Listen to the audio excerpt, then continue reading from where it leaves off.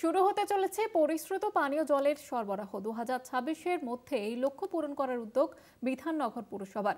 28, 35 এবং 36 নম্বর ওয়ার্ড, সুকান্তনগর, নাউভাঙ্গা, মহিষবাথা, নয়াপল্লীতে সরবরাহ করা হবে এই জল। প্রকল্পের জন্য ব্যয় করা হবে 57.31 কোটি টাকা।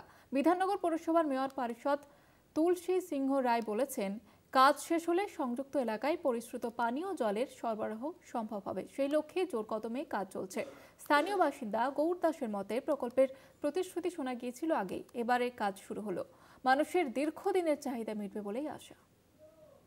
বিধাননগর পৌর নিগমের 3টি ওয়ার্ড, সেই 3টি ওয়ার্ডেই কিন্তু এবারে জলের প্রকল্প। ওভারহেড ট্যাঙ্ক ইতিমধ্যেই নির্মাণ কাজ শুরু হয়ে গেছে এবং 57.31 কোটি টাকা দিয়েই কিন্তু এই জল প্রকল্প করছে।